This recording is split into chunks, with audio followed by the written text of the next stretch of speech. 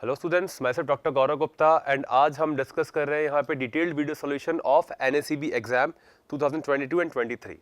जैसा आपको पता है कि अभी रिसेंटली एग्जाम होके चुका है बायो ओलंपियाड का।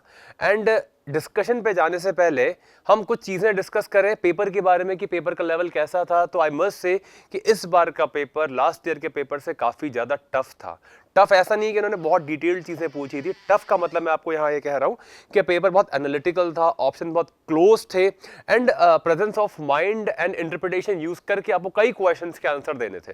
डेफिनेटली वही सारे कॉन्सेप्ट थे जो हमने ओलंपियाड वर्कशॉप में रेजोनेंस में हमने जो रन किया था, पूरा बैच जो हमने रन किया था, उसी से काफ़ी सारे क्वेश्चन डायरेक्टली आए थे या सिमिलर कॉन्सेप्ट पे क्वेश्चन आए थे। And as it is olympiad तो कुछ क्वेश्चन बिल्कुल न्यूली फॉर्म थे जो हमारे लिए भी नए ही होते। तो अब आंसर की आपको ऑलरेडी मिल चुकी है रेजोनेंस की वेबसाइट पे, आप जाके अभी भी डाउनलोड कर सकते हैं। इसके साथ भी डाउनलोडिंग लिंक वीडियो के साथ आपको मिल जाएगा यूट्यूब पे। बट अभी हम एक एक करके स्टार्ट करते हैं क्वेश्चन का डिस्कशन करना कि किस तरीके से क्वेश्चन थे और किस तरीके से हमें उन्हें अप्रोच करना चाहिए था। बिकॉज एक होता है सॉल्यूशन करना क्वेश्चन का, एक होता है विद इन टाइम सॉल्यूशन करना। आपको पता है नेगेटिव मार्किंग भी पेपर में होती है, तो हम चांस नहीं ले सकते, इसलिए हम पूरा डिटेल एक्सप्लेनेशन देखेंगे यहाँ पे चीजों का जिनके लिए पॉसिबल है। तो जैसा फर्स्ट क्वेश्चन आपके पास है कि एक आपको पैटर्न दिया गया है, ग्राफ के ऊपर बर्ड्स बना के दी हुई है एंड क्वेश्चन है evolutionary branching in a bird population is depicted in the figure below based on their phenotype. Phenotype में आपको कंसीडर करना है बिल साइज, बिल का मतलब होता है beak size. The individuals compete for resources, definitely food resources की यहां पर बात हो रही है, seed eater birds ये है। तो an individual can utilize only a limited fraction indicated by dashed curve of a total available resource that is depicted by a solid curve। अब आप यहां देखेंगे कि ये जो solid curve यहां पर आ रहा है ब्लैक कलर का, ये वो कर्व है जो टोटल रिसोर्सेज को बता रहा है। अब उसमें इसमें एक बिल साइज, छोटी बिल साइज वाली चिड़िया है, एक बड़ी बिल साइज वाली बर्ड है, इनका क्या एरिया है तो वो डैश लाइन से आपको पता लग रहा है, ठीक है। और आपको यह समझना है कि कोई भी बर्ड कौन सा एरिया चूज कर सकती है। तो ये डैश्ड एरिया एक बर्ड की टेरिटरी है, फीडिंग टेरिटरी। सॉलिड एरिया पूरा अवेलेबल रिसोर्स है। तो बेसिकली इस बर्ड के लिए यहां पे जो अवेलेबल सोर्स हो गया, अगर हम यहां से देखें इस तरीके से, तो ये वाला इतना एरिया ये इस स्मॉल बिल वाली के लिए हो गया। और यहां हम देखेंगे तो इतना एरिया ये एक बड़े बिल वाले के लिए हो गया। तो ये जो मैंने पर्पल कलर से दो माउंटेन बनाई है, ये छोटा वाला, ये वाला माउंटेन छोटे वाले बर्ड के लिए और ये वाला बड़ी बीक वाले बर्ड के लिए। और नीचे आपको दिया हुआ है seed size, it has small seed size, this area has medium seed size and this area has larger seed size. तो अब ये आपका गिवन सिनेरियो था, इस बेसिस पे हमें इंटरप्रिटेशन बताना है एज पर द ऑप्शंस। आपके पास ऑप्शन है कि the mean bill size in the population does not match the most abundant resource and therefore selection pushes the bill size to an intermediate value. इस question के according अगर आप दोबारा से एक बार ग्राफ पे चलते हैं तो ये बोल रहा है कि जो सिलेक्शन वैल्यू है वो मीन वैल्यू पे आती है, जबकि आपको पता है कि मीन वैल्यू पे तो कोई भी बिल साइज वाली बर्ड है ही नहीं। तो ये ऑप्शन आपका बिल्कुल रॉन्ग हो जाता है। अगले पे चलते हैं। The resource in the middle, again medium size की बात कर रहे हैं, of the distribution curve are unutilized providing a new ecological niche to evolve in future. ये ऑप्शन हम कंसीडर कर सकते हैं कि जो बीच वाला एरिया है वो खाली है, वो आगे जाके फर्दर यूज किया जा सकता है कि यहां पे कुछ नया फिनोटाइप इवॉल्व हो सकता है। इसको होल्ड पे रखते हैं, अगला क्वेश्चन पढ़ते हैं। तो ये तो आपका रॉन्ग हो ही गया। Since the resource in the tails of distribution curve are left unexploited, selection establishes individuals with either small or larger beak size. अब आपको पता है कि रिसोर्स की टेल अनएक्सप्लॉइटेड रही है तो सिलेक्शन जो होता है वो small or larger beak size के लिए पुश कर सकता है। जबकि आप देखोगे कि जो बिल साइज वाली बर्ड्स हैं वो ऑलरेडी टेल्स पर ही प्रेजेंट है या दो मार्जिन पर ही प्रेजेंट है। तो ये ऑप्शन भी कोई अप्रोप्रिएट हमें नहीं लग रहा है। लास्ट ऑप्शन पढ़ते हैं। selection pressure splits the population into two ecological specialties that evolve an optimal compromises of foraging on the most abundant seeds and avoid competition। आप ये बात समझ रहे हैं, यहां पर जो सिलेक्शन का प्रेशर था, इकोलॉजिकल स्पेशलिटीज ऐसे डेवलप हुई कि दोनों बर्ड्स ने अपने बीच में कंपटीशन को अवॉइड करने के लिए जो मेजर रिसोर्स था, बीच में आप देखेंगे ये जो मेजर रिसोर्स था इसको गिव अप कर दिया। यानी इसको इन्होंने लीव कर दिया, प्रेफर नहीं किया, ये एक्सट्रीम की तरफ शिफ्ट हो गए, इसे बोलते हैं फोरेजिंग, लीव करना। ठीक है, ऑप्टिमल फोरेजिंग गिव अप एक बेसिकली थ्योरी होती है, ऑप्टिमल कॉम्प्रोमाइज ऑफ फोरेजिंग। ये बेसिकली एक पैटर्न है जो एनिमल्स में देखा जाता है या एक ऑर्गेनिज्म में स्पेशली बर्ड्स में देखा जाता है कि they do that to avoid competition. तो इसीलिए हम बी को कंसीडर कर सकते थे, बट अगर यहां पर ऐसा होता कि can be utilized to provide a new niche, मतलब यहां पर किया जा सकता था। फॉर शॉर्ट हम नहीं कह सकते because we don't know the future, हम इवोल्यूशन प्रिडिक्ट कर सकते हैं, कंफर्मली नहीं बोल सकते। And this gives a proper explanation according this curve. इसीलिए इस ऑप्शन में जो अप्रोप्रिएट ऑप्शन है आपको एक ही चूज करना था, तो मोस्ट अप्रोप्रिएट ऑप्शन अपने अकॉर्डिंग क्या हुआ यहां पे, ऑप्शन नंबर डी। आगे बढ़ते हैं, अब आगे बढ़ते हैं। A student in a biochemistry lab found 3 solutions in unlabelled beakers on his working table. उसको 3 सॉल्यूशन मिले जिनमें लेबल नहीं था। He marked as a beaker as PQR and found that H+ concentration, यानी मोल पर लीटर हम बात कर रहे हैं, of 3 solution was this and this, -4, -7, -10। आपको इतना आइडिया होना चाहिए, बेसिक केमिस्ट्री का भी question, it is not entirely from biology. Olympiad की यही खास बात है, आप बायोलॉजी ओलंपियाड दे रहे हो पर आपको नॉलेज एज होल होनी चाहिए, दिस मेक्स ओलंपियाड टफ। और यहां पर आप देखेंगे कि अगर ये सॉल्यूशन है तो ऑन एन एवरेज ये पीएच क्या हो जाएगी 4, ये पीएच हो जाएगी ऑलमोस्ट 7 और ये पीएच हो जाएगी almost 10। Acidic, neutral and basic solution यहां पर हो जाएंगे। तो क्या पॉसिबल है, कई स्टूडेंट्स ने बस ऐसा देख के कि ये एसिडिक है और ये स्टमक एसिड को डायरेक्टली टिक कर दिया और उन्होंने बी टिक कर दिया। आपको ये बात समझ आनी चाहिए कि ये जो एसिड है और आपके स्टमक के एसिड की जो पीएच रेंज होती है वो होती है 1 2 3 अप्रोक्सीमेटली 1.8, तो ये ऑप्शन तो हो ही नहीं सकता। सेकंड, यहां पे है अमोनिया, तो अमोनिया भी नहीं हो सकता because ammonia is basic and it is kind of neutral pH, और इसकी तो आप बात करेंगे, बाद में देखेंगे। यहां पे ऑब्वियस बात है baking soda can not be acidic, तो यह ऑप्शन नहीं हो सकता। टोमेटो जूस, ये एक इंफॉर्मेटिव चीज थी, बट फिर भी अगर ये बात आपको नहीं समझ में आ रही थी कि आपको टोमेटो जूस की पीएच डेफिनेटली नहीं पता, तो आप कैसे इस आंसर को मार्क करोगे। ह्यूमन ब्लड की पीएच ऑलमोस्ट न्यूट्रल होती है because it comprise of mainly water, 80 to 90% इसमें वाटर होता है, प्लाज्मा होता है जो उसका लिक्विड पार्ट है, तो इसकी पीएच लगभग 7 होती है। Milk of magnesia, it is MgOH whole twice, इसकी पीएच बेसिक होती है, definitely it is basic and tomato juice की पीएच नियर अबाउट 4.3 4.4 होती है। तो as per given option answer will be C, क्योंकि आपको इसमें कैलकुलेट करना था, क्वेश्चन था पेशेंस का और प्रेजेंस ऑफ माइंड का। जैसे मैंने आपको स्टार्टिंग में ही बोला था, नॉलेज आपकी कोई काम नहीं आएगी यहां पे एक लेवल से ज्यादा, प्रेजेंस ऑफ माइंड होना चाहिए आपका, क्या आप एलिमिनेशन से भी इसको कर सकते थे। अगले क्वेश्चन पे आते हैं। Most ants, bees and wasp exhibit the haploploidy. Haplodiploidy, haploid का मतलब होता है कि इन ऑर्गेनिज्म में हैप्लॉइडिक जनरेशन भी मिलती है और डिप्लॉन्टिक जनरेशन भी मिलती है। Like female are having diplontic lifestyle, diploid lifestyle, and males are having haploid lifestyle.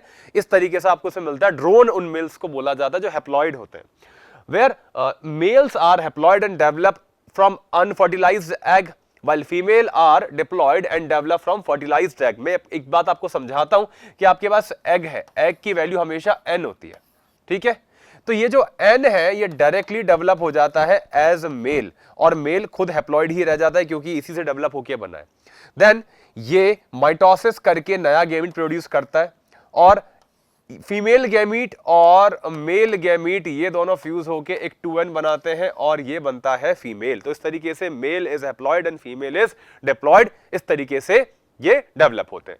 Which of the following would be the true if genetic relatedness between 2 daughters from the same mother in human and ants are compared.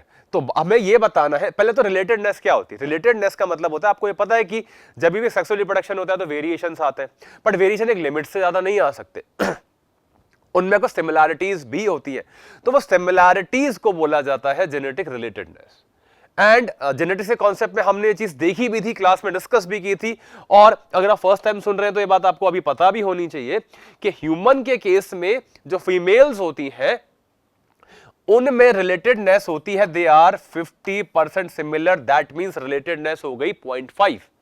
And and के case में ये relatedness हो जाती है 0.75। इस तरीके से ये होता है। ये ह्यूमन के केस में हो गया और ये एंड्स के केस में हो गया। अब ऑप्शन के अकॉर्डिंग आप देखोगे तो it is greater by a factor of 0.25 in ends. आपको सीधा सीधा समझ में आ रहा है, ये बहुत इजी मैथमेटिक्स है। पता क्या होना चाहिए था आपको, रिलेटेडनेस क्या होती है और कितनी होती है। तो आंसर क्या इसका हो जाएगा बी। वो बाय डिफॉल्ट ए और बी इंटरचेंज हो गया, तो answer was as per given paper, answer was B. आगे चलते हैं इसमें और देखते हैं कि compare adult of the animal listed below and find out which animal has both higher annual energy expenditure and higher energy expenditure per unit body weight per day। तो इसमें हमें दो कैटेगरीज देखनी है। एक तो पूरे दिन में टोटल एक्सपेंडिचर कौन ज्यादा करता है और एक्सपेंडिचर पर बॉडी वेट कौन ज्यादा करता है। इकोलॉजी का बहुत फंडामेंटल कॉन्सेप्ट है कि जो जितना बड़ा एनिमल होगा, ऑब्वियस सी बात है, वो उतनी ज्यादा कैलोरीज डेली यूज करेगा, एनर्जी यूज करेगा। बट जो जितने छोटे साइज का एनिमल होता है लाइक माउस या रोडेंट्स, वो अपने बॉडी वेट के कंपैरिजन में काफी ज्यादा कैलोरीज लूज करते हैं। तो अगर हमें सिर्फ पूछा जाता हाईएस्ट एनुअल एनर्जी एक्सपेंडिचर क्या होगा, तो हम इसमें चूज करते लार्जेस्ट को। अगर हमसे यह पूछा जाता कि बॉडी वेट के अकॉर्डिंग कितना होगा, तो हम चूज करते स्मॉलेस्ट को। बट हमसे ऐसा एनिमल पूछा जा रहा है जो दोनों ही करता हो, तो हम दोनों एक्सट्रीम पे नहीं जाएंगे, जिसमें दोनों ही हायर हो, नॉट हाईएस्ट, हायर हो। तो हम एक मॉडरेट साइज वाले और अच्छी खासी बायोलॉजिकल एक्टिविटी वाले एनिमल को चूज करेंगे। तो गिवन ऑप्शन आपके पास है पाइथन, बहुत बड़ा अजगर एनिमल है, हम इसे चूज नहीं करेंगे क्योंकि वो इसमें ये कम होगा। हम फ्रॉग की बात करेंगे तो ये कम होगा। हम पेंगुइन और मैन की बात करते हैं, penguin are not so much physically active as compare to man. तो इसीलिए इसमें जो दोनों मॉडरेट वैल्यू है, दोनों हायर वैल्यू रखता है, उसके लिए हम चूज करेंगे ऑप्शन मैन। तो इस क्वेश्चन का आंसर था मैन। अगेन ये बहुत लॉजिकल क्वेश्चन है, इसका आंसर मतलब कुछ भी जा सकता था, बट अगर आप कॉमन सेंस लगाओगे तो आपको पता लगेगा कि इसका आंसर क्या होना चाहिए एज ऑफ दिस क्वेश्चन और सिचुएशन। आगे इसमें बात करते हैं, और अगर हम आगे इसमें देखेंगे the correct sequence of arrangement in the decreasing order of size of haemoglobin, E coli, ribosome, tobacco mosaic virus, इसका क्या ऑर्डर था। अगर हम इसकी बात करते हैं तो यहां एक क्वेश्चन में मेरे अकॉर्डिंग एरर है, और बिकॉज इसमें ऐसा है कि जो टीएमवी का साइज होता है वो होता है अप्रोक्सीमेटली 300 नैनोमीटर के आसपास। अगर हम इकोलाई की बात करेंगे, इकोलाई का जो राइबोसोम होता है वो 70S होता है और इट इज लगभग 5 to 7 नैनोमीटर के आसपास। आप चेक करेंगे डेटा आपको मिल जाएगा। बट अगर हम हीमोग्लोबिन के साइज की बात करेंगे तो हीमोग्लोबिन इनसे भी छोटा होता है, बहुत छोटा होता है। तो हीमोग्लोबिन ऑप्शन एक्चुअली ऐसा होना चाहिए था, largest is TMV and then E coli का ribosome 70S ribosome and then haemoglobin. ऐसा एक भी ऑप्शन नहीं है। तो अब इसका जो एज पर गिवन ऑप्शन हमने कंसिडरेशन लिया है कि हम आरबीसी के साइज को कंपेयर कर ले। मे बी या तो आरबीसी का साइज पूछना चाह रहे थे, ये ऑप्शन गलत फ्रेम हो गया, जो भी इसमें रहा। बट आरबीसी का जो साइज होता है वो 5 to 7 माइक्रोमीटर होता है। Micrometre is far larger than this nanometre.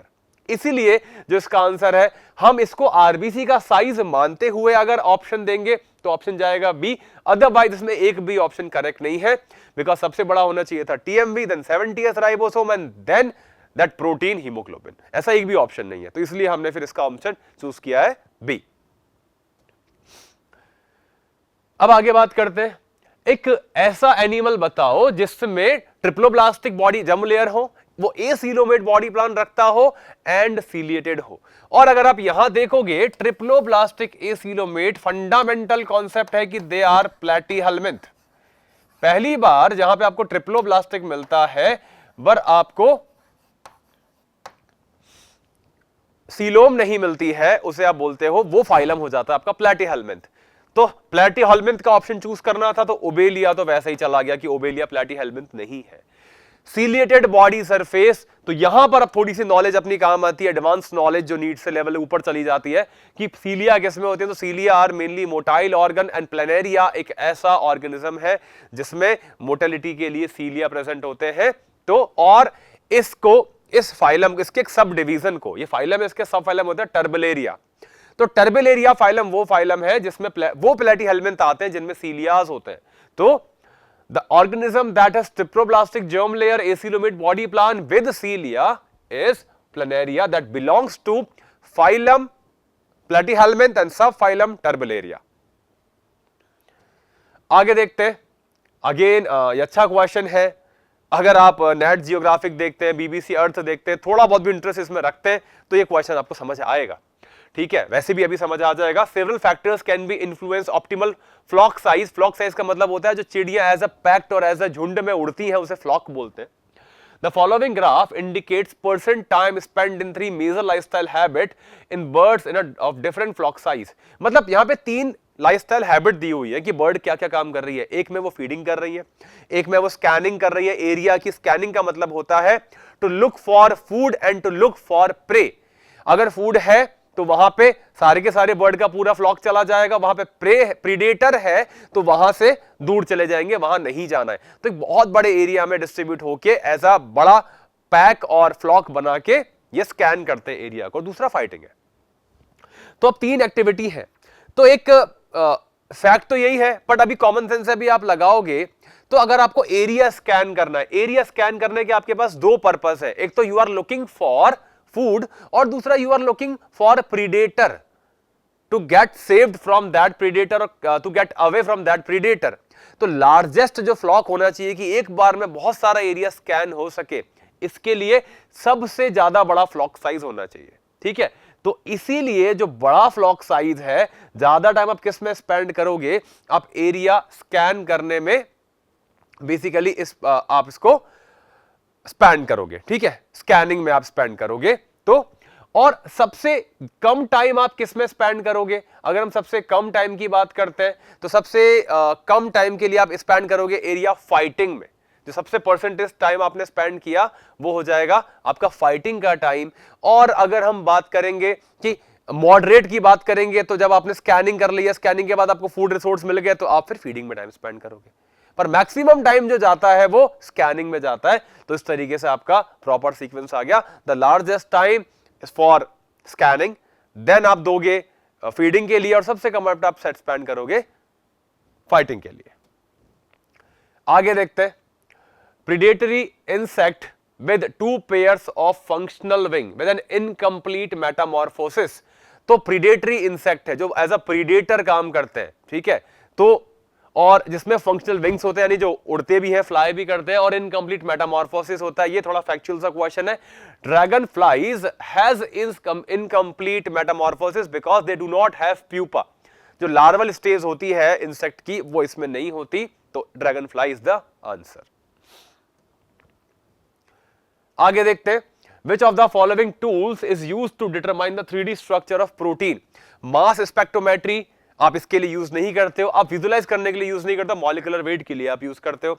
Lipid chromatography आप इसके लिए यूज नहीं करते हो, आप इसके लिए प्रोटीन और स्ट्रक्चर को लोकेट करने के लिए इसको यूज करते हैं। देन 2D जेल इलेक्ट्रोफोरेसिस, ये आपने अभी पढ़ा भी होगा। इलेक्ट्रोफोरेसिस हम बस प्रोटीन बैंड को या डीएनए बैंड को सेपरेट करने के लिए यूज करते हैं। एंड एक्सरे क्रिस्टेलोग्राफी, एक्सरे की बहुत इंपॉर्टेंट एप्लीकेशन है किसी भी सॉलिड स्ट्रक्चर को इनड्रेफ्ट देखने के लिए, उसका 3D व्यू लेने के लिए, चाहे वो प्रोटीन हो चाहे वो केमिस्ट्री का कोई कंपाउंड हो, 3D व्यू के लिए हम एक्सरे क्रिस्टेलोग्राफी यूज करते हैं। तो इसमें आप क्या यूज करोगे technique to visualise the 3D structure, that is X-ray. Complete बोलेंगे तो X-ray crystallography. Among the following amino acid, arginine could have an ionic interaction with, again common sense का और बेसिक केमिस्ट्री का क्वेश्चन है। आपको इतना पता होना चाहिए कि जो आर्जिनिन है वो एक बेसिक एमिनो एसिड है। आपको चाहिए वो आयनिक इंटरैक्शन करे, यानी आयन से बने, और इसमें जो आयन बनेंगे वो एसिड के साथ बनेंगे। The answer is clear, you have to find out the acidic compound among these. और आपको पता है ग्लूटामिक एसिड नाम से समझ में आ रहा है कि it is a acidic compound. तो किसके साथ ये बॉन्ड बनाएगा? ग्लूटामिक एसिड के साथ बनाएगा आयनिक बॉन्ड। आगे चलते हैं और इसमें देखते हैं कि embryos of reptile birds and mammals have extra embryonic membrane, they perform essential function for the developing embryo. मतलब यहां पर आपको एम्ब्रियोनिक लेयर्स दी हुई है, उन लेयर का फंक्शन आपको सामने मेंशन किया गया है और आपसे यह पूछा है कि करेक्टली मैच सीक्वेंस कौन सा है। बहुत ऑब्वियस क्वेश्चन है। अप्रोच कैसे करना था? अगर आपको इतना डिटेल नहीं पता एम्ब्रियोलॉजी की तो अप्रोच कैसे करना था? जो लोग एग कंज्यूम करते हैं एज अ डाइट, उन्हें तो ये बात पता होगी, नहीं करते उन्हें भी इतना आइडिया होगा कि जो योक सैक, जो एग का येलो वाला पार्ट होता है, वो फूड के लिए या बहुत ही ज्यादा न्यूट्रिशन रिच वो पार्ट होता है। तो yolk sac is directly is a source of food, इसको आप मैच कर सकते थे। तो 1 का ऑप्शन होना चाहिए क्यू। तो किस में है? इसमें है और इसमें है, यानी ए और सी में है। और अपन करते हैं, आपको पता है कि जो एमनियोन लेयर है, आपको पता है एमनियोटिक फ्लूइड होता है, जो एमनियोन लेयर है वो बेसिकली एक ऐसी लेयर है जो एमनियोटिक फ्लूइड रिलीज करती है। और जो एमनियोटिक फ्लूइड रिलीज होगा वो क्या काम करेगा? वो बेसिकली काम करेगा आपके लिए fluid enclosing the protecting embryo. ये और भी कई सारे काम करता है, बट फ्लूइड वाला पार्ट आपको किस में आ रहा है? This is option S definitely. ये बाय डिफॉल्ट गलती से आर टाइप हो गया है, तो इट इज ऑप्शन एस। तो एमनियोन क्या काम करेगा? एमनियोन काम करेगा एक फ्लूइड की तरह, फ्लूइड लेयर बनाएगा, वो खुद फ्लूइड है। तो आपका ऑप्शन हो गया एस। तब आप यहां पे देखोगे कि फिर से दोनों सिमिलर है। चलो और आगे देखते हैं। अब बात करते हैं कोरियन लेयर की। तो जो कोरियन लेयर है वो क्या करती है? वो प्लेसेंटा बनाती है। Placenta is made by chorionic cells और कोरियोनिक विलाय। ये तो एनसीईआरटी की लाइन है। तो कोरियन क्या करेगी? Placenta. Placenta is for blood exchange और ब्लड सर्कुलेशन, और उसका काम क्या होता है? Gaseous exchange. Now you get a clarity. या फिर आप इनिशियल 2 ऑप्शन देख के भी इसे टिक कर सकते थे कि this is source of food and this is meant for gaseous exchange. बाकी तो ऑप्शन अपने अकॉर्डिंग है ही। तो इस तरीके से आप इस क्वेश्चन को कर सकते थे। मतलब ओलंपियाड का पेपर ऐसा होता है कि अगर आपको नीट लेवल की अच्छी खासी नॉलेज है, एनसीईआरटी और नॉट जस्ट एनसीईआरटी, एनसीईआरटी का एक्सप्लेनेशन भी आपके पास होना चाहिए। ऐसा नहीं कि हमने लाइनें याद कर ली बस, तब ये क्वेश्चन सॉल्व नहीं होते। इवन नीट के क्वेश्चन भी सॉल्व नहीं होते। तो आपको एनसीईआरटी पढ़नी है, बट एनसीईआरटी समझ के पढ़नी है। तो दिस इज एप्लीकेशन। अगेन अच्छा क्वेश्चन है। हम ये देखते हैं, आपको इस तरीके से क्लैडोग्राम, एक सीक्वेंस सा डायग्राम दिया हुआ है। आपको बस एक रिलेटिविटी बतानी है कि किस से क्या इवॉल्व हुआ है। पढ़ लेते हैं। Consider the following 5 animal. आपके पास 5 एनिमल यहां पे मेंशन किए: horse, house cat, leopard, tortoise and wolf. If they have to be correctly classified cladistically using the following scheme, what will be the characters at 1, 2 and 4 respectively? 1, 2 and 4। ठीक है। अब हम यहां देखेंगे कि ये जो 1 है ये सब में कॉमन होना चाहिए। ठीक है। और आपके पास गिवन ऑप्शन क्या है? कार्निवरी है, हेयर्स प्रेजेंट और परिंग। ये आपके पास ऑप्शन है। अब मैं आपको बता देता हूं, कार्निवरी का मतलब होता है मीट कंज्यूम करना, दूसरे एनिमल को कंज्यूम करना। हेयर का मतलब बॉडी हेयर्स होते हैं। एंड परिंग का मतलब होता है जो कैट्स होती हैं, जो फैलिडी फैमिली के जो मेंबर्स होते हैं, वो जब हैप्पी होते हैं, वो जॉय वाली फीलिंग होती है, they produce a sound, purring, उसको बोलते हैं परिंग साउंड। अब आपको आंसर मिल जाएगा। 1 है, डेफिनेटली 1 रिलेट कर रहा है हॉर्स से, और हॉर्स ना परिंग करता है ना कार्निवरी हो सकता है। तो आंसर क्या हो जाएगा? हेयर। चलो बी एंड डी दोनों में हेयर है। आगे देखते हैं। अब हम बात कर रहे हैं कि ऐसे एनिमल की जो परिंग करता है। अगर हम 2 को लेते हैं तो वुल्फ के रिलेट हो रहा है, वुल्फ परिंग नहीं करता है। और हम बात करते हैं इस 4 की, तो 4 आ रहा है इससे रिलेटेड है, लेपर्ड एंड हाउस कैट। और हाउस कैट की एक्सक्लूसिव प्रॉपर्टी है, ये फैलिडी की एक्सक्लूसिव प्रॉपर्टी के दे डू परिंग। तो ऑप्शन इज, हम देखेंगे कि जो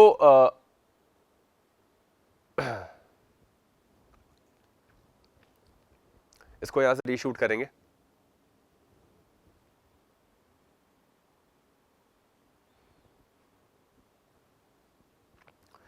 तो इस क्वेश्चन पे देखते हैं, इस क्वेश्चन में वापस आते हैं। यहां पे आपको क्लैडोग्राम दिया गया है एंड इस क्लैडोग्राम में ऐसा शो किया गया है कि आपके पास 5 एनिमल्स हैं, those are house cat, horse, leopard, tortoise and wolf. और इनको, इनके 3 बेसिक कैरेक्टर्स है, कार्निवरी, हेयर एंड परिंग। इनके अकॉर्डिंग आपको क्लासिफाई करना है। मैं आपको कैरेक्टर के बारे में थोड़ा बता देता हूं। What is carnivory? To consume meat, to feed on other animal. और परिंग का मतलब होता है जो भी फैलिडी फैमिली के लोग होते हैं, द कैट्स और कैट्स के फैमिली के लोग, वो जब हैप्पी होते हैं तो दे प्रोड्यूस अ साउंड, उसको बोलते हैं परिंग। और हेयर मतलब सिंपल बॉडी हेयर्स। तो अब इसके अकॉर्डिंग आपको यहां पे कैरेक्टराइज करना है। अगर हम 1 की बात करते हैं तो 1 आप देखोगे कि 1 में रिलेटेड हॉर्स भी आ रहा है, और हॉर्स ना ही कार्निवोरस है ना ही ये परिंग साउंड करता है। तो जो 1 वाला फीचर है ये सब में कॉमन फीचर है, तो दैट मस्ट बी हेयर। अब आप देखोगे कि हेयर बी और डी दोनों में आ रहा है। नंबर 2 की बात करते हैं। नंबर 2 रिलेटेड है वुल्फ से, लेपर्ड से, हाउस कैट से। अब तो आपके पास 2 फीचर बचे, कार्निवरी एंड परिंग। वुल्फ परिंग नहीं करता, पर कार्निवरी तीनों का कॉमन कैरेक्टर है। तो second must be carnivory and 4th is definitely house cat है। तो आपके पास आंसर आना चाहिए यहां से क्लियर कि ये होगा sequence 1 hair, 2 is carnivory and 4 is pairing. तो answer is D as per mentioned. आगे चलते हैं। Bird show an adaptive cross connection between blood vessel that increase the flexibility of their neck. The anastomosis between blood vessel of left and right side allowing the blood flow freely even when the head twist and one of the vessel is pinched. अब आपकी body में क्या problem है? आपकी body में problem ऐसा कुछ नहीं है। पहले तो हम ये समझते हैं कि अनास्टोमोसिस क्या होता है। जब भी दो ब्लड वेसल होती हैं, ये डायरेक्टली आपस में कनेक्शन एस्टेब्लिश करती हैं इस तरीके से।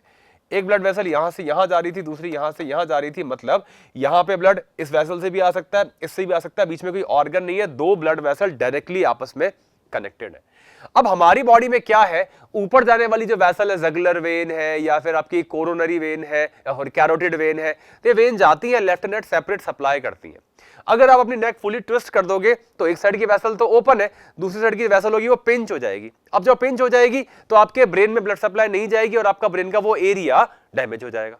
इसीलिए हमारी बॉडी में जो स्कल है वो डाइकॉन्डाइलिक स्कल है। हमारी स्कल कभी भी 360 डिग्री रोटेट नहीं हो सकती, क्योंकि रोटेट होने से ये सेम प्रॉब्लम आ जाती है। बट बर्ड के केस में ऐसा क्या होता है, आउल को आपने देखा होगा वो पूरा अपना 360 डिग्री हेड को रोटेट कर सकता है, उसे कोई प्रॉब्लम भी नहीं होती, क्योंकि आउल के अंदर या बाकी बर्ड्स के अंदर इस तरह की आर्टरी का एनास्टोमोसिस होता है और ये एनास्टोमोसिस अलाउ करता है ब्लड फ्लो को कि अगर एक वेसल पिंच भी हो गई है तो दूसरे साइड से कंप्लीट ब्रेन को या हेड को ब्लड सप्लाई मिल सकती है। और जो ऐसा एनास्टोमोसिस होता है, आप अगर सर्च करेंगे आपको डायग्राम भी मिलेगा, रेगुलर जो वहां पे वेसल होती है इसमें इस तरीके का एनास्टोमोसिस देखने को मिलता है। इसीलिए उनमें नेक का फ्री रोटेशन हो सकता है, बट हम में ऐसा रोटेशन नहीं होता। तो आंसर क्या होगा as per given option? Carotid है, क्रेनियल है, जगुलर है, ब्रेकियल है, पर आंसर क्लियर आपको डायग्राम में ढूंढने से मिलेगा, इट इज जगुलर एनास्टोमोसिस। तो इस क्वेश्चन को देखते हैं। Next question, an animal who is known to be marsupial show the following body feature. बहुत अच्छा क्वेश्चन है, अगेन आपको नेट जियो के लिए देखना पड़ेगा, क्योंकि ये फीचर कहीं भी ना तो पढ़ाना पॉसिबल है ना वही बुक में मेंशन है। स्टिल बट देखते हैं, इंटरेस्टिंग क्वेश्चन है। ऑलमोस्ट हेयरलेस बिग ईयर, बड़े कान होने चाहिए, 4 limbs sharp claws, grey coat colour and long sticky snout. अब यहाँ पे बहुत सारे आपके दिमाग में ऐसे मार्सुपियल आ सकते हैं। अगर आपने एनसीईआरटी का डायग्राम देखा हो तो मोल हो सकता है, मार्सुपियल मोल, बैंडिकूट हो सकता है, यहाँ पे नम बैट हो सकता है यहाँ पे। बट आपने देखो इसके ये फीचर भी होने चाहिए, एनिमल डायर्नल होना चाहिए। फर्स्ट ऑफ ऑल जो दिन में ज्यादा एक्टिवेट है, रात में ये बेसिकली इतना एक्टिव नहीं रहता। डीप बरर होना चाहिए, यानी कि ये बिल खोदने वाला होना चाहिए, सैंडी डेजर्ट में रहना चाहिए और इंसेक्टिवरस होना चाहिए। तो ये जो सारे फीचर हैं, ये एक होता है माउस के जैसा दिखने वाला एनिमल जिसको हम बोलते हैं बिल्बी। बिल्बी एक ऐसा मार्सुपियल है जो डेजर्ट में रहता है और जो सारे फीचर फुलफिल करता है। तो अब आप देखोगे कि ये जो फीचर है इन सारे फीचर में से किससे के साथ ये मैच कर रहा है। ये जितने भी फीचर हैं कई सारे एनिमल के हो सकते हैं, बट इनमें से जिसके भी ये सारे फीचर्स हैं वो हो सकता है बिल्बी। इसके बड़े कान होते हैं, शार्प क्लॉज होते हैं, स्नाउट भी होती है।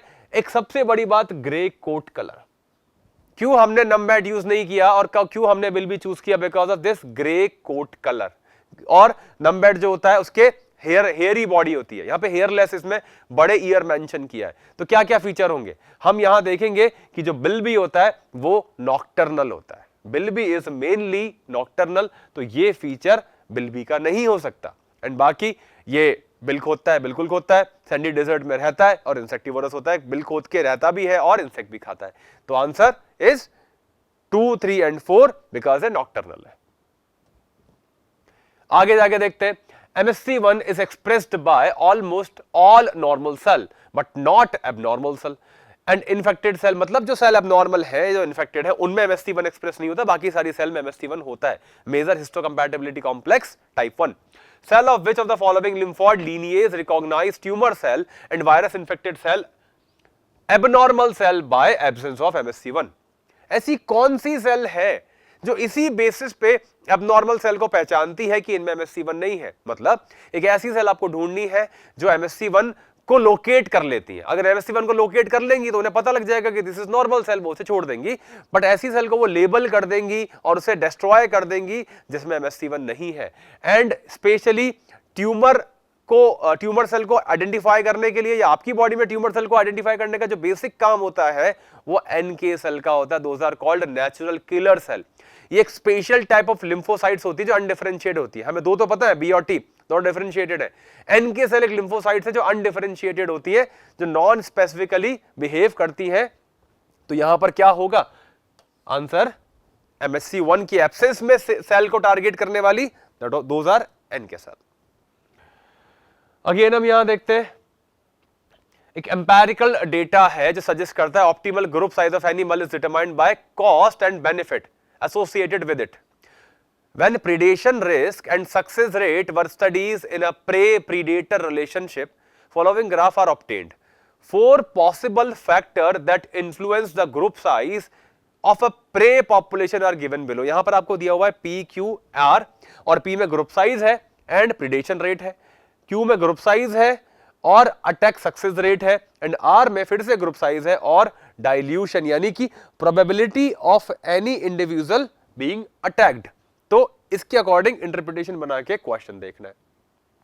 तो पहला हम देखते हैं कॉन्स्पिकुअसनेस ऑफ ग्रुप। मतलब ऐसा होता है कि एक ब्लरी विजन या क्लियर विजन नहीं मिलना, उसको यह बोला जाता है। शेयर्ड विजिलेंस, मतलब आप एक पे फोकस करके बैठे हो या आपके पास at a time multiple focus point है, शेयर्ड विजिलेंस।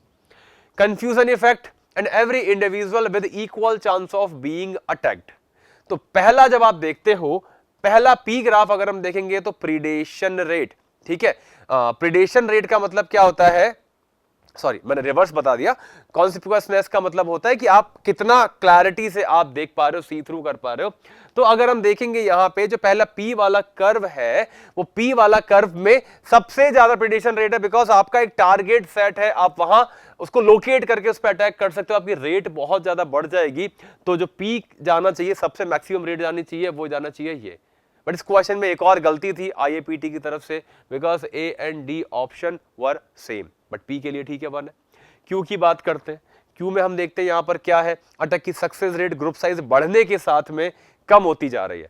अब ऐसा कब हो सकता है, या तो आपका एक जो प्रीडेटर है उसका फोकस एक फिक्स नहीं हो, वो मल्टीपल एनिमल्स को या प्रेज को एक साथ लोकेट कर रहा है, तो उसका कोई टारगेट सेट नहीं हो पा रहा है, सक्सेस रेट कम हो जाएगी। दूसरा, बहुत सारे इंडिविजुअल और एक जैसे दिखने वाले इंडिविजुअल है, वो कंफ्यूज हो जाएगा कि उसका लोकेटेड टारगेट कौन सा था। इसे बोलते हैं कंफ्यूजन इफेक्ट या क्राउडिंग इफेक्ट। तो इस वजह से भी दोनों में उसकी सक्सेस रेट कम हो जाएगी। तो ऑप्शन 2 और 3 अगेन दोनों सेम ऑप्शन है। आंसर तो समझ में आ गया, पर थर्ड वाला भी देख लेते हैं। यहां पे ये है कि डाइल्यूशन हो रहा है, यानी प्रोबेबिलिटी ऑफ एनी इंडिविजुअल और बीइंग अटैक्ड। तो जब सारे एक जैसे आपको दिख रहे हैं, सब में इक्वल चांसेस है, मान के चलो कि 10 इंडिविजुअल है, सबके बराबर चांसेस है अटैक होने के, तो एक इंडिविजुअल की अटैक होने की प्रोबेबिलिटी 1/10 रह जाती है। तो इस तरीके से डाइल्यूशन हो जाता है, बिकॉज सबके सेम चांसेस है, तो एक के चांसेस कम हो जाते हैं। तो ऑप्शन 4। तो इस तरीके से A और D इसमें दोनों ऑप्शन है, दोनों ऑप्शन सही जाने चाहिए, बिकॉज दोनों सेम ऑप्शन है। आगे चलते हैं और देखते हैं। In a protein structure, alpha helix, hairpin, beta hairpin and beta alpha beta units are example of। तो आपको पता है कि अल्फा हेलिक्स और बीटा हेलिक्स जो स्ट्रक्चर है वो सेकेंडरी स्ट्रक्चर है, बट अल्फा बीटा अल्फा या अल्फा बीटा अल्फा बीटा ये जो ट्रिपलेट स्ट्रक्चर होता है, ये बेसिकली एक लॉन्ग लूप में होता है और इसको शो किया जाता है सुपर सेकेंडरी स्ट्रक्चर से। ठीक है, सेकेंडरी स्ट्रक्चर में सिंपल अल्फा बीटा होता, बट अगर आपके पास में ये एक्स्ट्रा लॉन्ग लूप आ रहा है तो it is shown as super secondary structure. Biomolecule का स्ट्रेट क्वेश्चन है, सुपर सेकेंडरी स्ट्रक्चर। आगे देखते हैं। The immunoglobulin X is present on mast cell and basophil. एक इम्यूनोग्लोबुलिन है जो मास्ट सेल और बेसोफिल पे प्रेजेंट है या उससे एसोसिएटेड है। When bound to an antigen, it triggers the release of Y that causes Z. Here XYZ respectively refers to। इतना समझ में आ रहा है कि मास्ट सेल और बेसोफिल क्या रिलीज करते हैं, ये हिस्टामिन, सीरोटोनिन, हेपारिन रिलीज करते हैं, और यहाँ पे ऑप्शन में हिस्टामिन है, तो Y की वैल्यू तो हिस्टामिन होनी ही चाहिए। बात आपको समझ में आ गई। तो 3 ऑप्शन में आपके पास है। व्हेन हिस्टामिन रिलीजेस, आप बोल सकते हो कि इन्फ्लामेटरी मीडिएटर भी हो सकता है और ये एक एलर्जिक मीडिएटर भी हो सकता है। आपके पास 2 ऑप्शन है, इन्फ्लामेशन एंड एलर्जी। तो हम यहां पर स्विच कर गए। अब देखते हैं कि इससे रिलेटेड एंटीबॉडी कौन सी होती है। तो आपको पता है कि आईजीए सिक्रीशन में रिलीज होती है, आईजीई एलर्जी में रिलीज होने वाली एंटीबॉडी है। तो option is C, human health and disease का बहुत अच्छी एप्लीकेशन है, प्योरली एनसीईआरटी बेस्ड क्वेश्चन है, बट बहुत अच्छा अप्लाइड क्वेश्चन है, ये आना चाहिए था। आगे देखते हैं। अब यहां पे हम देखते हैं कि carefully observe the experimental setup given below. Hydrogen carbonate indicator is a cherry red coloured pH indicator. जो आपका हाइड्रोजन कार्बोनेट है वो एक इंडिकेटर है जो चेरी रेड कलर का होता है। ये येलो कलर में कन्वर्ट हो जाता है व्हेन कंडीशन इज एसिडिक, और पर्पल कलर में कन्वर्ट हो जाता है व्हेन कंडीशन आर बेसिक। तो आपको 3 ट्यूब दी हुई है, टेस्ट ट्यूब में उनके कलर से मैच आपको करना है। पहली वाली जो है वो एल्यूमिनियम फॉइल से कवर्ड है, जो दूसरी वाली है वो मसलिन क्लोथ से कवर है, और जो तीसरी वाली है वो अनकवर्ड है। वाटर बॉथ में आपने इसको रखा हुआ है, लाइट सोर्स यहाँ पे सनलाइट आपने यूज की हुई है, यानी सनलाइट आपके पास आ रही है। अब आपको मैच करना है, 1 is covered by aluminum foil, 2 is covered by muslin cloth and 3 is covered by it is uncovered। अब आगे देखते हैं सीक्वेंस क्या होगा इंडिकेटर का 1 2 3 में। पहला वाला था एल्यूमिनियम से। एल्यूमिनियम में आपको पता है कि वो रेस्पिरेशन करेगा, CO2 प्रोड्यूस होगी, बट वो फॉइल से कवर है, फॉइल को क्रॉस करके CO2 बाहर नहीं जा सकती, तो CO2 उसी सॉल्यूशन में स्टे करेगी and CO2 is acidic gas. तो यहां पे जो कलर होना चाहिए वो कलर होना चाहिए इंडिकेटर का येलो एज पर इंफॉर्मेशन। जो सेकंड वाला है जो मसलिन क्लॉथ है उसमें CO2 प्रोड्यूस होगी, बट ऑक्सीजन भी सेम टाइम बाहर से आ रही है, एनवायरमेंट से आ रही है, तो लगभग इक्वल रेशो रहेगा, तो कोई चेंज नहीं आना चाहिए, तो चेरी रेड कलर का ही रहेगा। एंड थर्ड वाले में जो अनकवर्ड है, वो अनकवर्ड में ऑक्सीजन की रेट ज्यादा रहेगी बिकॉज वो एक्सपोज्ड एनवायरमेंट में ज्यादा है एंड CO2 उतनी ज्यादा प्रोड्यूस नहीं हो रही है, तो वो हो जाएगा पर्पल, बिकॉज ऑक्सीजन का लेवल बढ़ने से जो सॉल्यूशन होता है वो बेसिक साइड में शिफ्ट हो जाता है। Oxygen is a kind of basic gas. तो जो ऑप्शन हो जाएगा yellow, cherry red and purple, acidic medium, almost neutral medium and alkaline medium. तो ऑप्शन इज बी। अब इस क्वेश्चन को देखते हैं, काफी अच्छा क्वेश्चन है और बहुत इंटरेस्टिंग क्वेश्चन है। इंटरेस्टिंग इसलिए क्योंकि छोटा सा ऑप्शन, मतलब इंफॉर्मेशन की जरूरत नहीं है, प्रेजेंस ऑफ माइंड की जरूरत है। Cyanogen bromide is a very selective agent that split peptide bond on the carbonyl side of every methionine residue। जो C एंड होता है, जो लास्ट टर्मिनल होता है मीथेनिन का, वहां से ये कट करता है the number of polypeptide that will result from cutting of given protein bye C। ये प्रोटीन चेन आपको दी हुई है, CNBR से इसको कट कर रहे हो। कहां से कट लगेगा? मीथेनिन एंड से कट लगेगा। एक कट यहां लगेगा, एक कट यहां लगेगा, एक कट यहां और एक कट यहां। Now you can count the number of chains. हम लिखते हैं 1 2 3 4 5। ये 5 सेगमेंट इन्होंने बना दिए एंड मैक्सिमम स्टूडेंट्स ने जिन्होंने मेरा इंटरेक्शन हुआ था उन्होंने इसका आंसर टिक किया। बहुत सही है सर, 5 बिल्कुल टुकड़े बन रहे हैं, 5 आंसर है, देख के टिक कर दिया हमने 2 मिनट में इसको समझ के। इधर देखो, polypeptide, this is polypeptide, this is polypeptide, this is polypeptide, but this is a single amino acid, this is not polypeptide। तो ये वाला फ्रेगमेंट तो बनेगा बट पॉलीपेप्टाइड में काउंट नहीं होगा, इसलिए polypeptide number of chains polypeptide के कितने हो जाएंगे? 4। इसीलिए इस क्वेश्चन का आंसर क्या गया था? It was 4।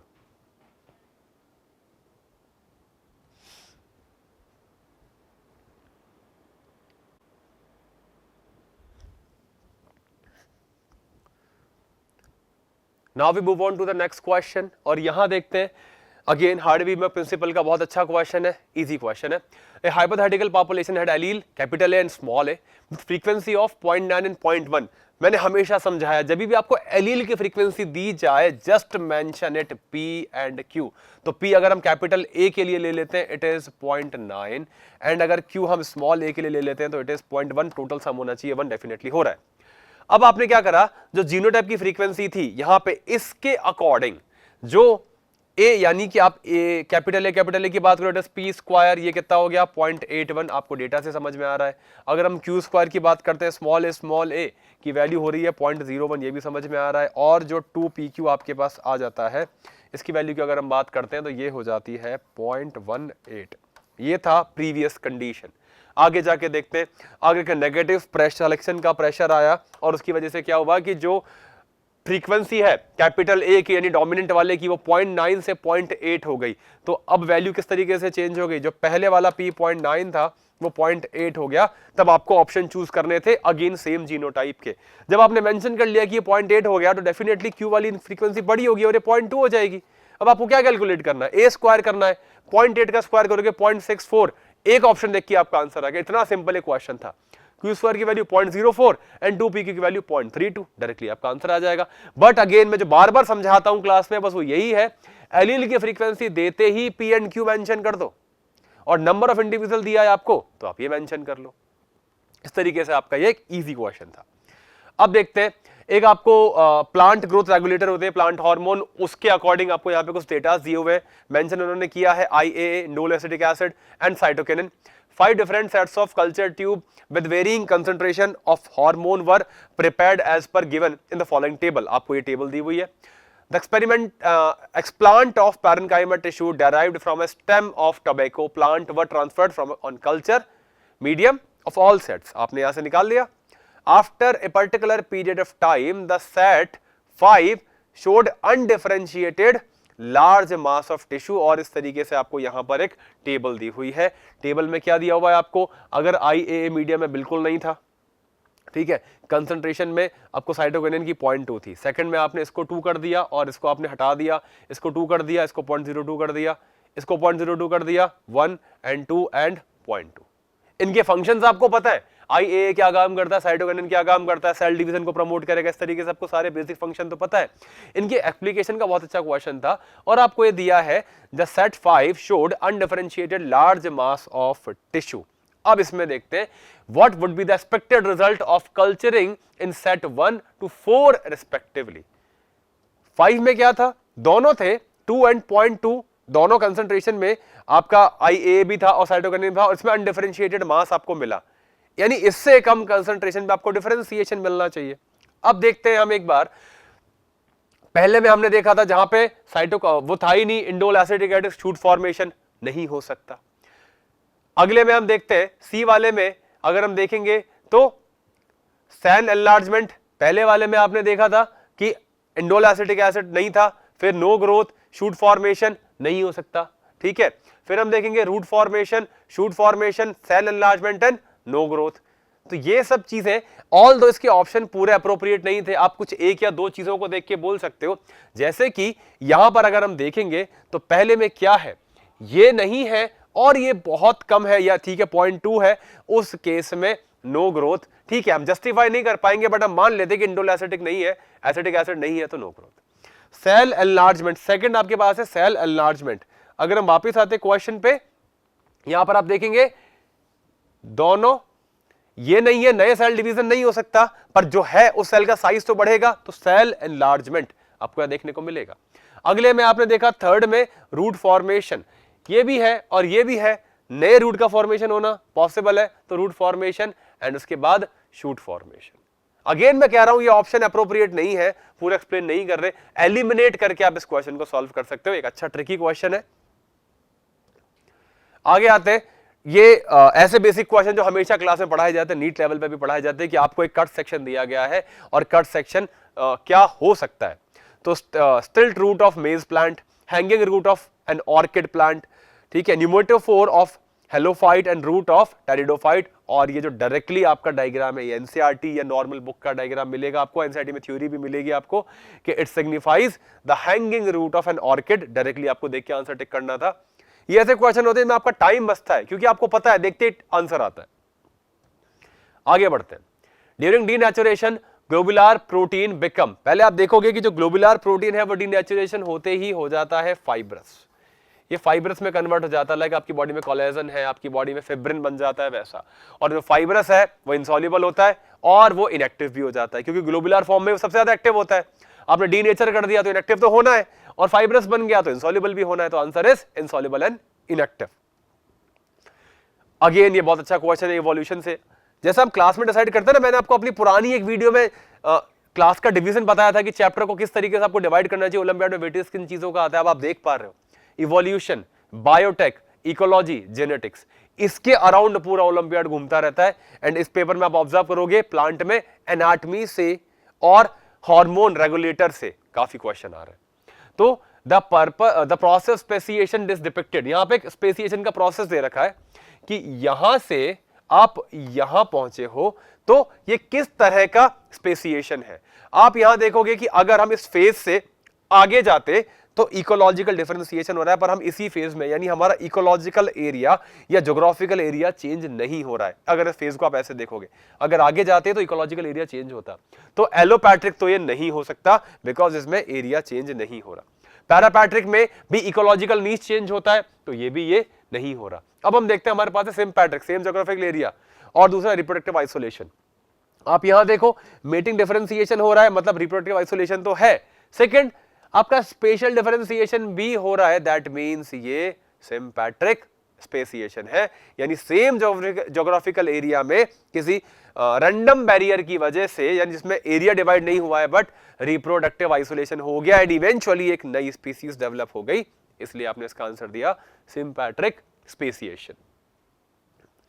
आगे इसके बात करते हैं, ईएसआर है, और ईएसआर के बारे में आपको पूरा क्वेश्चन पढ़ने के बाद में सबसे बड़ी प्रॉब्लम पता है ओलंपिक एग्जाम में क्या आती है, दिस लॉन्ग क्वेश्चन पढ़ने में आपको टाइम चाहिए, उनका मतलब रिलेट करने में आपको टाइम चाहिए।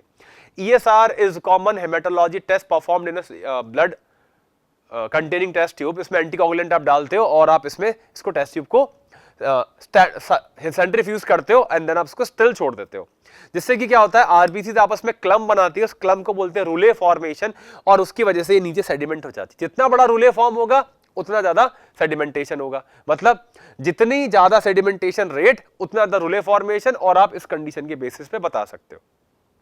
बहुत ज्यादा टाइम नहीं लेते हुए ऑप्शन तो आपने पढ़ लिए, दोबारा से पढ़ सकते हो, मैं आपको सीधा कॉन्सेप्ट समझाता हूं।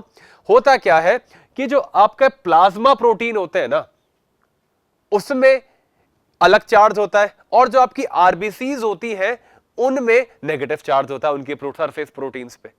अब होगा क्या कि अगर आरबीसी का जो नेगेटिव चार्ज है वो अगर खत्म हो जाएगा तो आरबीसी में चार्ज कम होने की वजह से वो एक दूसरे को रिपेल नहीं कर पाएंगे। अगर रिपेल नहीं कर पाएंगे तो उनमें क्लंपिंग की या पास आने की टेंडेंसी बढ़ जाती है।